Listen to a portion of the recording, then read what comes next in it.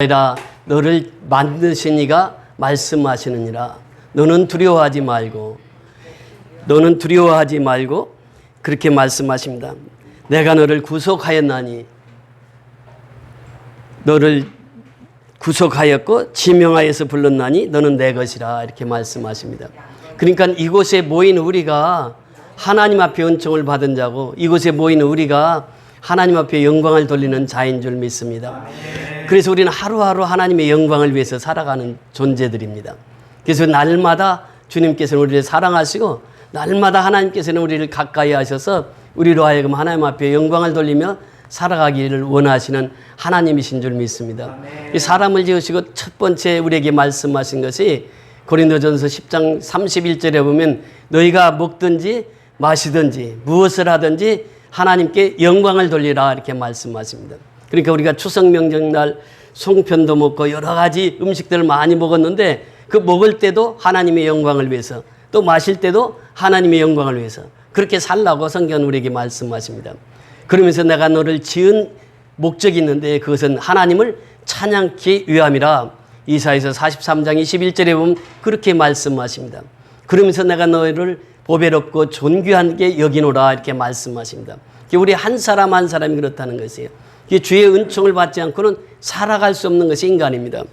여기에 모인 우리 주의 은총을 받은 자여라. 주께서 이 자리에 함께 계심을 아노라. 언제나 주님만을 찬양하며 따라가리니 시험을 당할 때도 함께 계심을 믿노라. 이것이 믿음이라고 하는 것이에요. 언제나 순풍만이 불지 않습니다. 때로는 태풍도 만나고 유라글로라는 풍랑도 만나게 되는 거죠. 때로는 우리 앞에 골리앗이 있을 수 있고 때로는 우리 앞에 홍해바다가 있을 수 있다라고 하는 것이에요. 그러나 시험을 당할 때도 언제나 하나님은 우리와 함께 하시는 줄 믿습니다. 그것이 임마누엘 신앙이에요.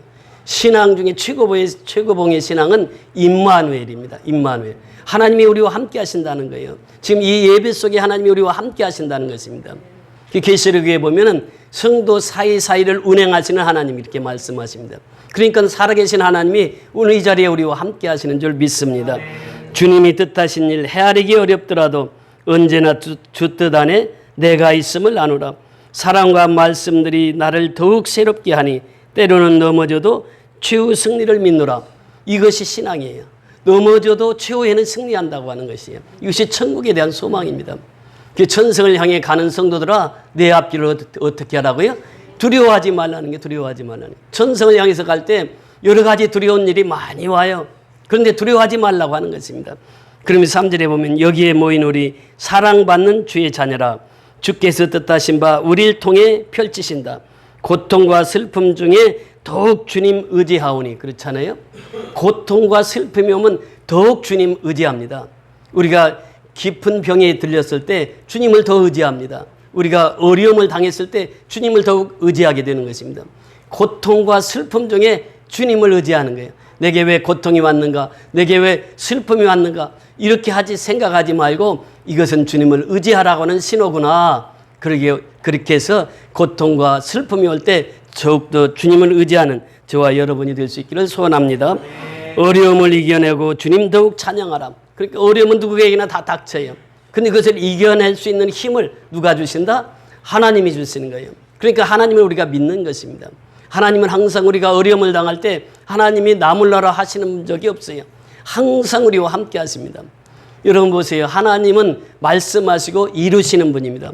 태초에 천지를 창조하시느니라 하나님이 말씀하셨어요. 그럼 천지가 창조되는 거예요. 말씀 한마디로 그대로 이루어지는 것입니다. 여러분 에스겔서 한번 같이 찾아보십니다. 에스겔서 17장 24절 한번 보십니다. 17장 24절 에스겔서 17장 24절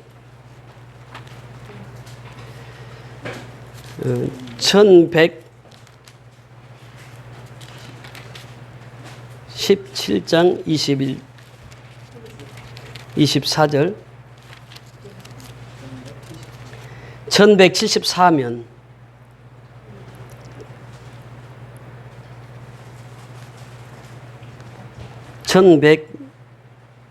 1174면 24절 17장 24절입니다.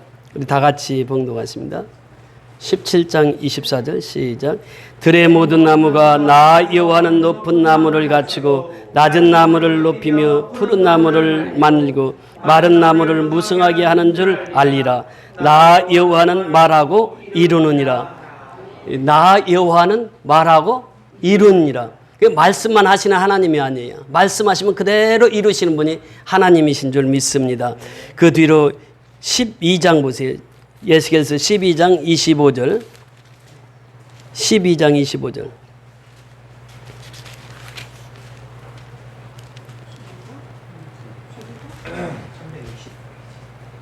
어. 22장입니다. 22장 14절. 에스겔서 22장 14절.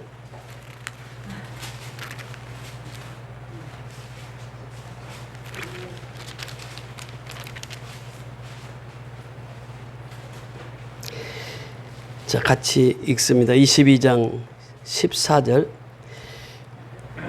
내가 내게 보응하는 날에 내 마음이 견디겠느냐? 내 손이 힘이 있겠느냐? 나 여호와가 말하였으니 내가 이루리라. 에스겔서에 보면 이 말씀 외에도 계속해서 말씀하십니다. 한 절만 더 보십니다. 에스겔서 36장 37절입니다. 에스겔서 마지막 36장 37절.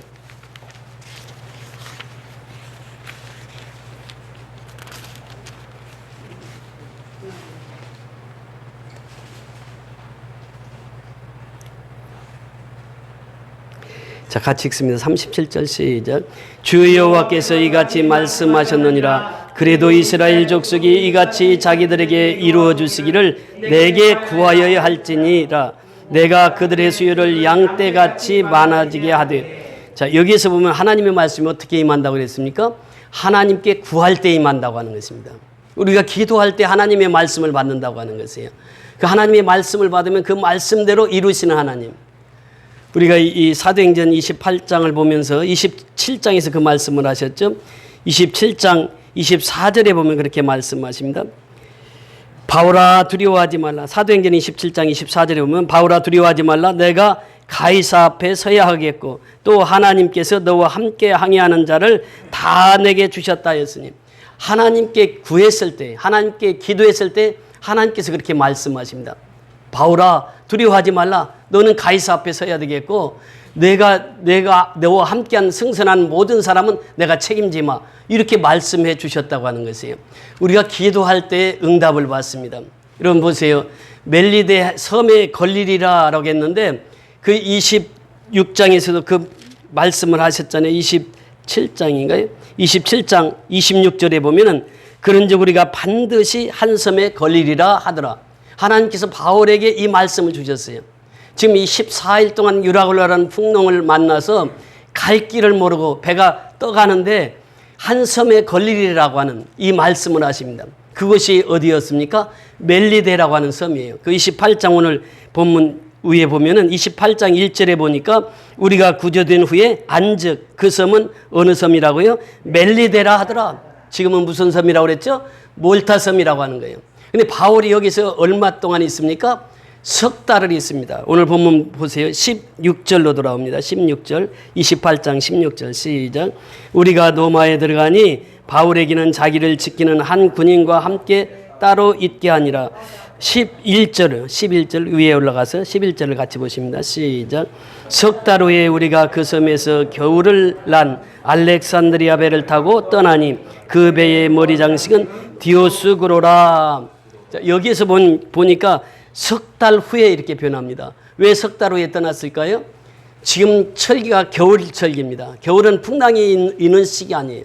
그래서 이 멜리데라고 하는 섬에서 석 달을 머물게 됩니다. 여러분, 멜리데 섬까지, 미항에서 멜리데 섬까지 오는데 그 풍랑 속에서 하나님께서 그 배를 빨리 멜리데 섬까지 오게 했단 말이죠. 칠흑같이 어두운 밤 2주 동안을 햇볕도 못 보고 달도 안 뜬 그 상황 속에서 배가 밀려왔는데 어디까지 밀려왔느냐?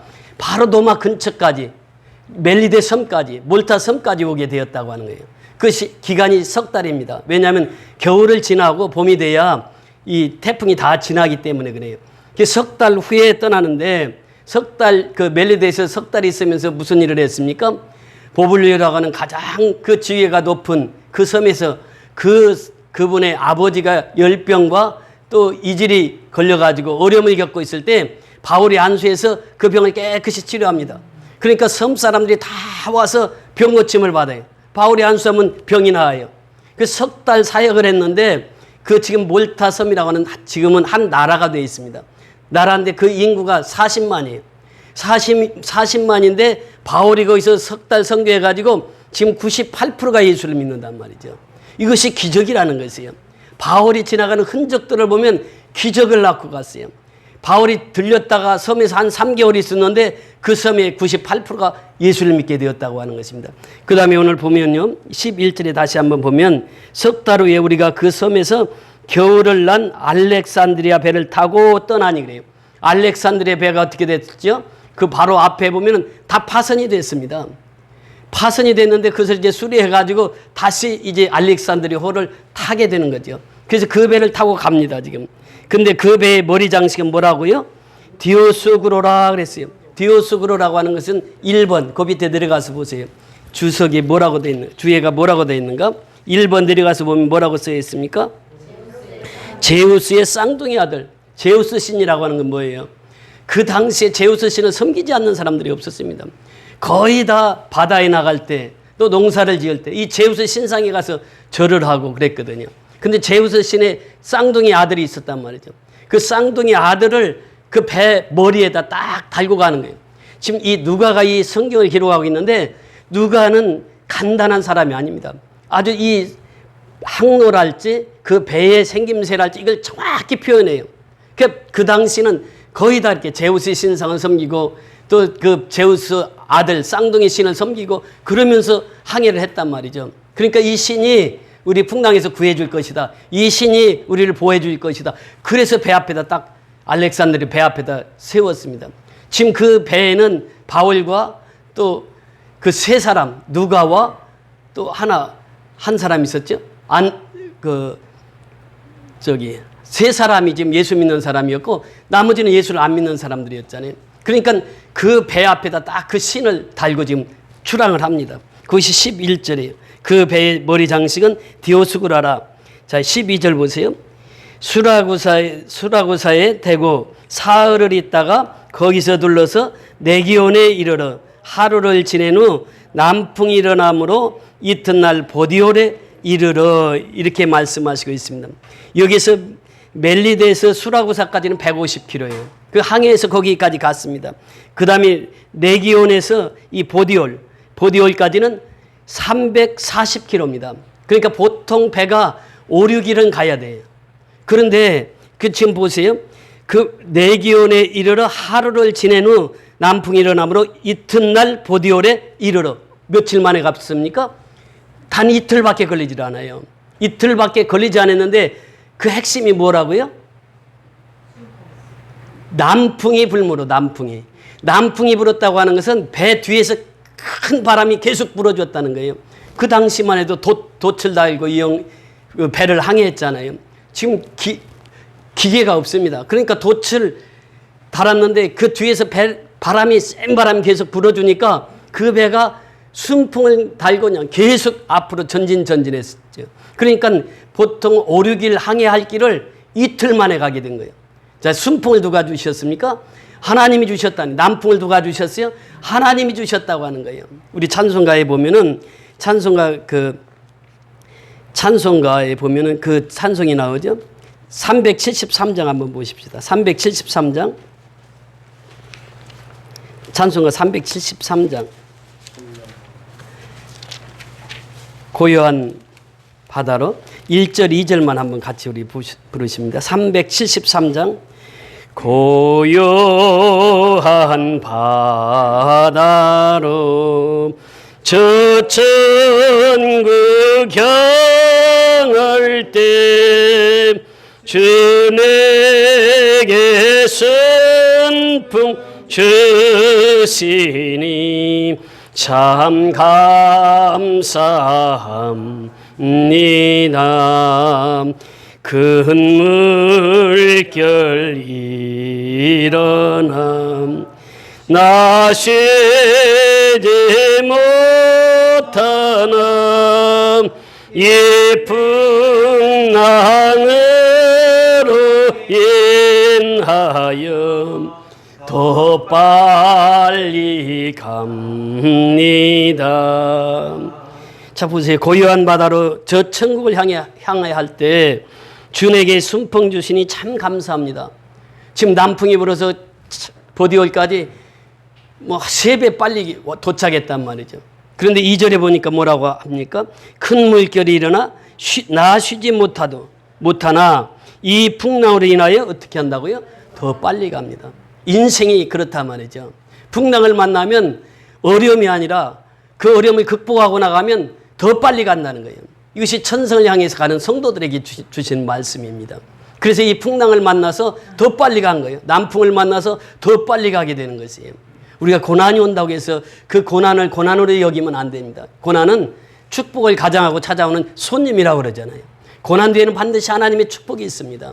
그래서 우리는 그 축복을 주실 하나님을 바라보고 나가는 것이에요. 우리가 그래서 천성을 향해서 가는 성도들과 내 앞길을 두려워하지 말라고 하는 것이에요. 두려워한다고 하는 것은 무엇입니까? 하나님을 바라보지 아니하니까 두려워하는 것이에요. 예수님을 똑바로 바라보지 않으니까 두려움이 찾아오는 거예요. 여러분, 풍랑이 일었을 때에 예수님께서 물 위로 저벅저벅 걸어오시잖아요. 그때 베드로가 유령이라고, 제자들이 다 유령이라고 했을 때 베드로가 예수님께서 말씀하시죠. 내니 안심하라. 그러니까 베드로가 예수님이라면 나를 명하여 물 위로 걷게 하소서. 그러니까 어떻게 했어요?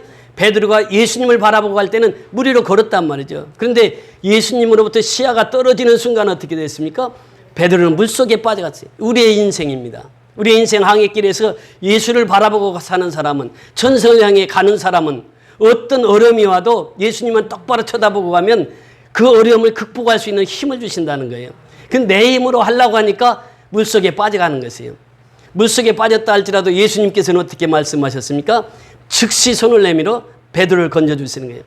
그러면서 우리 인생 항해길을 그렇게 예수님께서 걷게 하시는 것입니다. 오늘 이 남풍이라고 하는 것, 이 순풍이라고 하는 것은 하나님이 주신 선물이에요.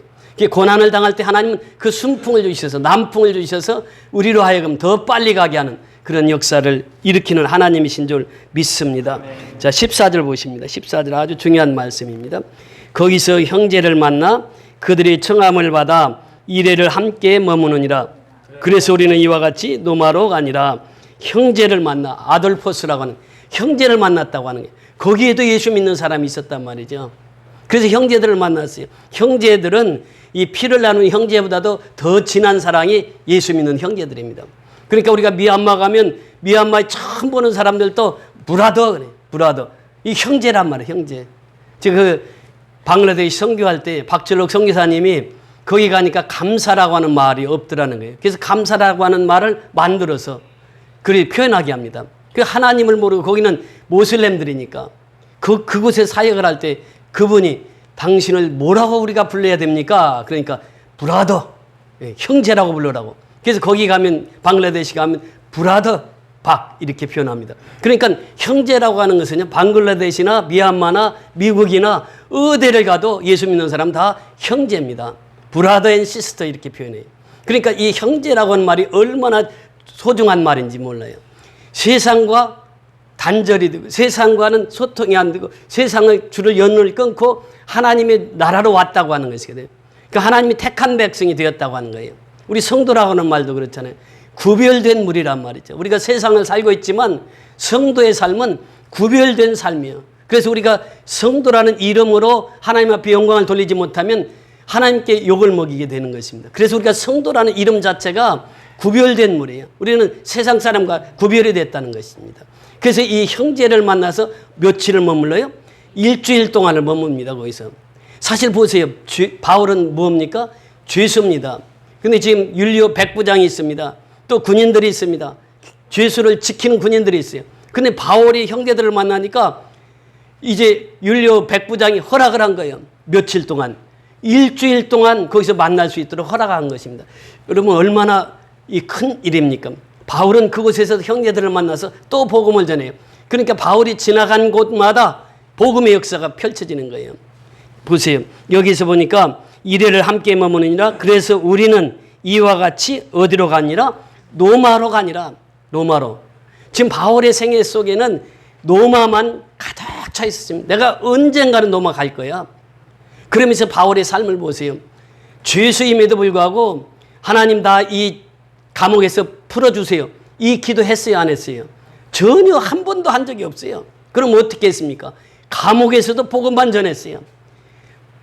내가 비록 죄수의 몸이지만 지금 이 멜리데 섬에서도 3개월 동안 복음을 전하니까 98%가 믿었다고 그랬잖아요. 그러니까 내 죄 때문에 이 내 죄를 사해달라고 한 적은 한 번도 없습니다.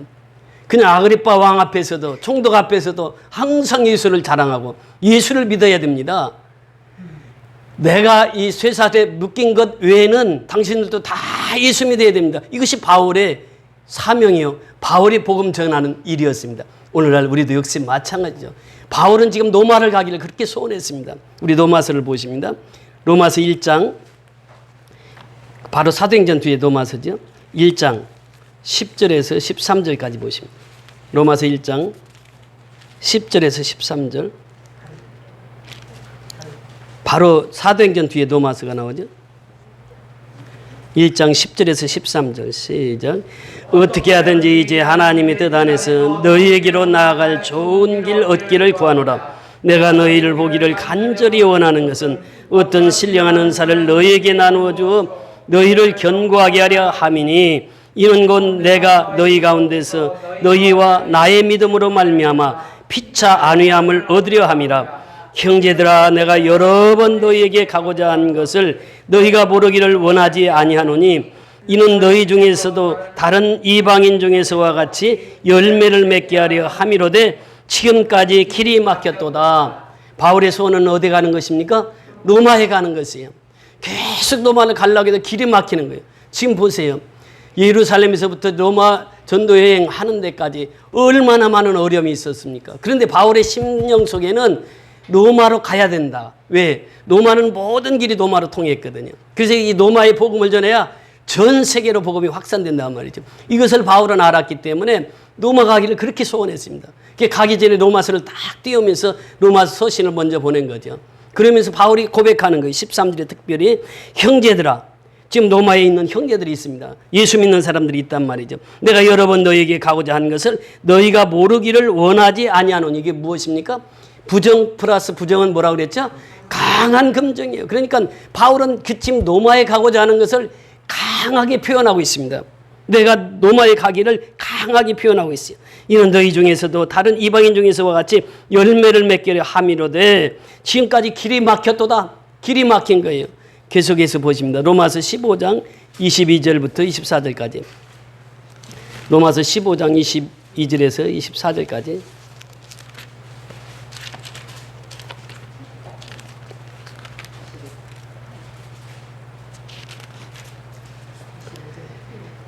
(22절에서 24절까지) 다 같이 읽습니다.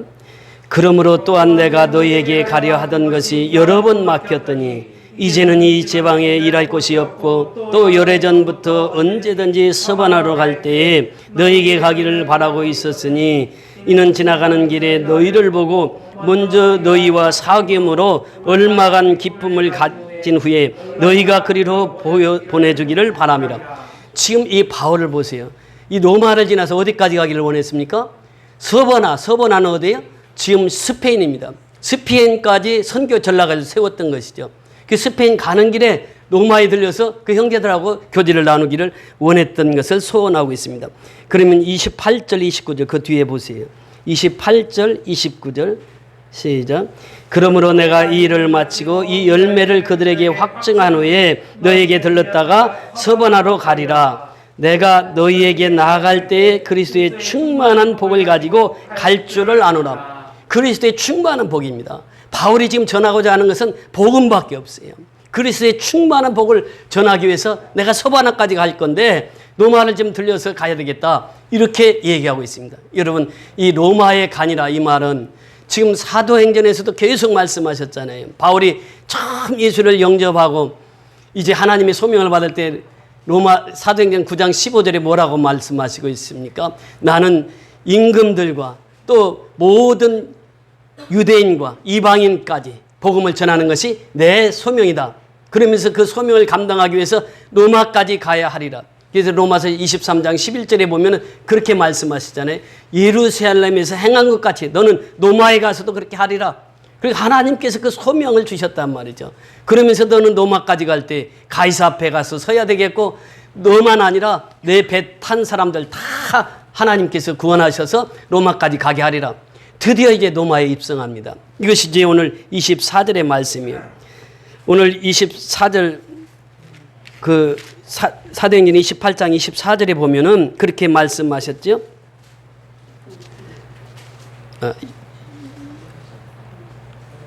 사도행전 28장 14절입니다. 14절 시작. 거기서 형제를 만나 그들의 청함을 받아 이레를 함께 머무느니라. 그래서 우리는 이와 같이 로마로 가니라. 이와 같이 로마로 간다고 하는 것이에요. 자, 15절 같이 읽습니다. 시작. 그곳 형제들이 우리 소식을 듣고 아비오 광장과 트레스 타베르네까지 맞으러 오니 바울이 그들을 보고 하나님께 감사하고 담대한 마음을 얻으니라. 자, 여기 보면은 그 형제들이 우리의 소식을 듣고 어디에 나왔다고요? 아비오 광장. 이 아비오 광장은 뭐냐? 로마 군인들이, 장군들이 전쟁을 해서 승리합니다. 그러면 승전거를 알리면서 로마 장군들의 대열이 쭉 아비오 광장으로. 그래서 아비오 광장에서 우리는 승리했습니다. 전쟁에서 승리했습니다. 이것을 온천에 알리는 거예요. 이것이 아비오 광장입니다. 그러니까 아비오 광장은 승리한 장수들이 그곳에 와서 승리를 표하고 승리를 선포하는 그곳이 아비오 광장이에요. 근데 바울이 지금 어디로 가고 있습니까? 아비오 광장으로 가고 있어요. 아비오 광장에서 지금 뭐 하러 가는 거예요? 복음을 선포해서 내가 드디어 로마까지 입성했습니다. 그러면서 그것을 모든 사람들이 다 알리는 거예요. 여기 보세요. 로마에 있는 형제들이 어떻게 했다고요? 나와서 영접했습니다. 이건 지금 바울이 그 가는 것을 바울이 얘기하지도 않았어요. 그런데 여기에 보면은 아굴라와 브리스길라를 로마에 놓고 갔거든요. 그러니까 로마에서 그 사역을 열심히 해서 많은 그리스도인이 있었던 거예요. 그래서 이제 바울 사도가 죄수의 몸으로 로마에 온다고 하는 소식을 듣고 그 형제들이 다 마중을 나갔습니다. 마중을 나가서 그 형제들을 만나게 되는 것이죠. 그 형제들이 우리의 소식을 듣고 아비오 광장까지 왔단 말이죠. 그 승리의 개선 장군들이 선포하는 그곳에 와서 바울을 맞이하게 됩니다. 그러면서 또 뭐라고 그랬습니까? 트레스 타베르네. 이 말은 무슨 말입니까? 거기 밑에 들어가서 보면 새 여관이라는 뜻임 이렇게 표현하고 있죠. 그러니까 새 여관이 있었어요. 그 맞으러 오니 바울이 그들을 보고 누구에게 감사했어요? 하나님께 감사했다는 거예요. 이것이 바로 바울의 생애였습니다. 바울은 선교지마다 갈 때 누구에게 감사했어요? 하나님께 감사했어요. 우리가 이제 추석 명절을 맞이해서 이 들에 나가 보니까 오곡백과가 무르익어요. 누렇게 황금벌판이 됐습니다. 자, 그 농사도 농부만 짓는 것이 아니에요. 누가 함께 하셔야 돼요? 하나님이 함께 하셔야 된다는 거예요. 그러니까 농부는 하늘을 쳐다보고 농사를 짓습니다. 하늘에서 비를 내려야 농사가 되는 거예요. 농부가 아무리 열심히 해도 농사가 태풍이 한번 일면 다 농사 지은 거 다 망칩니다. 그러니까 하나님이 함께 하셔야 농사가 된다는 거예요. 그러니까 농부가 됐든 누가 됐든 하늘을 바라보고 사는 거예요. 왜? 하나님이 함께 하셔야 되니까. 사업을 해도 그렇습니다. 사업을 해도 하나님을 바라보고 사업을 하고, 직장 생활을 해도 하나님을 바라보고 직장 생활을 해야 하나님이 도와주신다고 하는 것이에요. 그러니까 이 말씀을 보면 이제 바울이 그 하나님 앞에 감사했어요. 사실 보세요. 1차, 2차, 3차 전도여행, 로마 전도여행까지 얼마나 많은 수고를 했습니까? 죄수의 몸으로, 그것도 이제 그 유라굴라라는 풍랑을 만나서 14일 동안 그렇게 고통 속에 있었음에도 불구하고 로마에 들어가니까 그거 다 잊어버리고 고통당한 거 다 잊어버리고 하나님께서 유라굴라라 풍랑을 통해서 멜리데 섬까지 더 빨리 오게 하셨고, 또 멜리데 섬에서 또 갈 때 레기온에서 갔을 때에 레기온에서 보디올까지 갔을 때 5박 6일 걸리는 그 길을 이틀 만에 가게 하시고, 이것이 하나님의 뜻이었다면 하나님의 섭리였다는 것이죠. 그 고난 속에서도 하나님이 함께 하시니까 그 길을 편하게 빨리 갈 수 있게 되었다고 하는 거예요. 그래서 바울이 도착하자마자 먼저 하나님께 감사합니다. 우리가 추석 명절에 예배를 드릴 때도 뭐예요? 먼저 하나님 앞에 감사해야 돼요. 우리의 신앙은 감사에서부터 출발이 됩니다. 그러니까 신앙이 좋다고 하는 것은 감사가 많다는 거예요. 그 사람이 어떤 상황 속에서도 감사할 수 있는 신앙이 돼야 돼요. 하박국 선지자 보세요. 농사를 지었는데 농사가 하나도 안 됐어. 무화과는 아무도 열매도 없고 아무것도 없어. 오양간에 우리의 소도 없어. 그럼에도 불구하고 나는 누구로 인하여 감사하리로다? 여호와로 인하여 감사하리로다. 그럼에도 불구하고요. 그럼에도 불구하고. 그러니까 우리의 감사 신앙은 항상 좋을 때만, 순풍이 불 때만 감사하는 것이 아니에요. 풍랑이 만났을 때 더 감사해야 돼요. 고난을 만났을 때 더 감사해야 돼요. 그러면 그 감사로서 그 풍랑을 이기게 하는 것입니다. 우리가 미얀마의 선교를 지금 12월 달에 갑니다. 12월 3일부터 8일까지 가게 되는데 이번에 27차예요. 그러니까 27차 선교는 현지에 가서 하는 거예요. 지금도 미얀마는 상당히 위험 지역이에요. 그래서 지금 양곤과 가찬 또 가정교회는 방문하지 못할 가능성이 많습니다. 왜냐하면 그 현지 목사님이 그렇게 얘기를 했어요. 거기는 우리가 들어가기도 위험합니다. 왜냐하면 다 전과자고 마약 또 이 중독자들이 거기 사는 곳이기 때문에 구테타군들이 그 특별 관리하는 지역이거든요. 그러니까 이번에 그 길을 못 가더라도 이번에 새로 세운 샬롬 교회 있고 또 도순 교회 있고 경일로카 있고 그 세 개는 갈 수 있다는 소식을 듣고 지금 이제 12월 3일부터 8일까지 가게 됩니다. 어찌 보면 바울이 평생 로마 가기를 원했다고 하면 우리 선교연합교는 평생 미얀마를 위해서 벌써 27차까지 26차가 끝났습니다. 27차가 이제 곧 앞으로 이제 3개월이면 또 다가오는 거예요. 그들을 이제 섬기기 위해서 가는 거예요. 우리가 가는 곳마다 불경 소리가 찬송 소리로 바뀌어지는 그 모습을 보면서 얼마나 감사한지 몰라요. 그게 많은 선교 후원자들과 이제 협력자들이 있기 때문에 지속해서 지금 26차까지 올 수 있었다는 것이죠. 우리가 가는 길은 평안한 길이 아닙니다. 험지예요. 그러나 또 우리는 가야 돼. 가서 또 복음을 전해야 돼. 바울이 로마에 왔을 때에 얼마나 기뻐했겠습니까? 평생 소원이 넘어가는 거였는데 로마에 도착했어요. 아비오 광장에서 얼마나 하나님 앞에 감사했겠어요. 그래서 바울이 그곳에 도착하자마자 형제들과 함께 하나님 앞에 감사 기도를 드렸다고 하는 것입니다. 그러면서 뭐라고 말씀하십니까? 담대한 마음을 얻었다고 하는 것이에요. 그 유라굴라 풍랑 속에서 또 1차, 2차, 3차 선도 여행에서 로마 전도 여행에서 그렇게 어려웠지만 하나님께서 함께 하셔서 그 위험을 다 물리치고 로마까지 입성했다는 것이에요. 그러니까 바울이 얼마나 기뻐했겠습니까? 자, 마지막 16절 가서 보십니다. 16절 시작. 우리가 로마에 들어가니 바울에게는 자기를 지키는 한 군인과 함께 따로 있게 허락하더라. 자, 여기 보세요. 바울이 이제 로마에 들어갔습니다. 근데 한 군인과 함께 따로 있게 했어요. 죄인들은 감옥에 가야 되거든요. 근데 바울은 가택연금으로 나옵니다. 그래서 이 군인 한 사람 붙여주고 셋집에서 얻어가지고 이태 동안을 거기서 머뭅니다. 로마에서 이태 동안 머물면서 바울이 한 것이 무엇입니까? 옥중서신을 이때 썼어요. 여러분 보세요. 유명한 글이나 소설은 그 사람이 고통이 그 인생에서 고난이 많았던 사람들이 대부분 우수한 소설을 쓰고 시를 쓰게 되는 것입니다. 다윗도 보세요.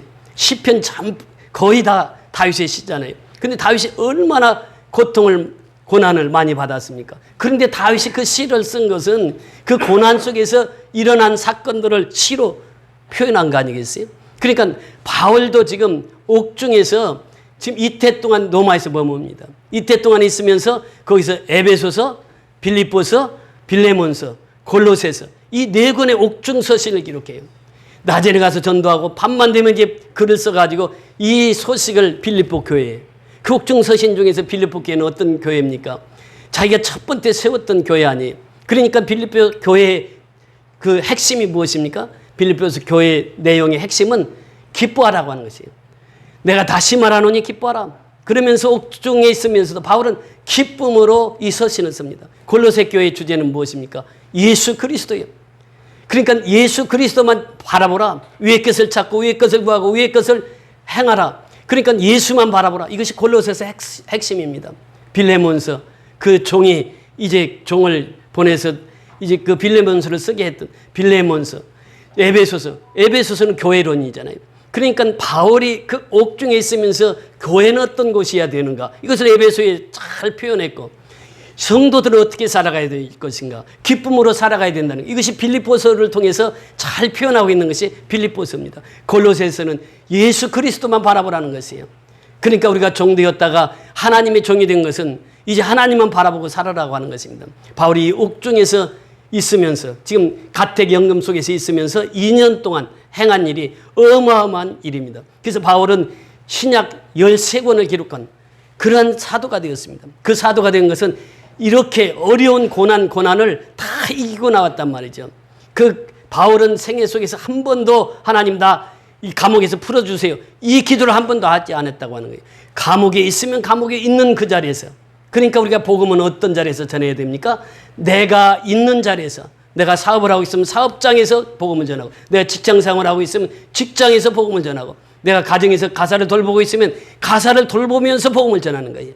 그러니까 내가 있는 그 자리가 바로 하나님이 하실 수 있는, 하나님이 시키는 일이란 말이죠. 그러니까 우리는 그 자리에서 하나님의 일을 해야 돼요. 그래서 바울이 이렇게 승리했던 것은 바로 바울은 자신을 돌아보지 않고 오직 하나님만 바라봤어요. 하나님만 바라봤더니 바울을 통해서 그 위대한 역사를 이루어가게 된 것입니다. 우리 선교연합교도 하나님이 주목하고 계시는 거예요. 우리 연약한 교회에서 400명의 지교회 성도를 섬긴다는 하는 것은 인간의 힘으로는 도무지 계산이 안 나옵니다. 어떻게 계산이 나오겠어요? 하나님이 하시니까 되는 거예요. 그리고 우리보다도 수십 배 많은 그들을 섬길 수 있는 것은 전적인 하나님의 은혜입니다. 미얀마가 어떤 나라였습니까? 6.25 때 우리에게 쌀 주었던 나라입니다. 우리를 도왔던 나라예요. 이제 우리가 이제 미얀마보다 더 잘 사니까 복음을 가지고 와서 복음의 말씀을 전하고 또 매일 쌀을 나눠주잖아요. 그래서 쌀을 공급하고, 그래서 쿠데타 상황에서 지금 그들은 막막하게 살아가는데 우리가 쌀을 안 보내주면 굶어 죽을 사람이 한두 명이 아니란 말이죠. 그 하나님의 은혜로 계속해서 지금까지 쌀을 보낼 수 있게 하셨고, 그들과 함께 복음을 나누면서 쌀과 떡을, 복음과 떡을 같이 보내는 그런 선교를 하고 있단 말이죠. 이것은 전적인 하나님의 은혜고 하나님의 축복인 줄 믿습니다. 우리가 있는 자리에서 복음을 증거하는 자 되어서 바울처럼 아름답게 하나님 앞에 쓰임받는 저와 여러분이 될 수 있기를 주의 이름으로 축원을 드립니다. 아멘.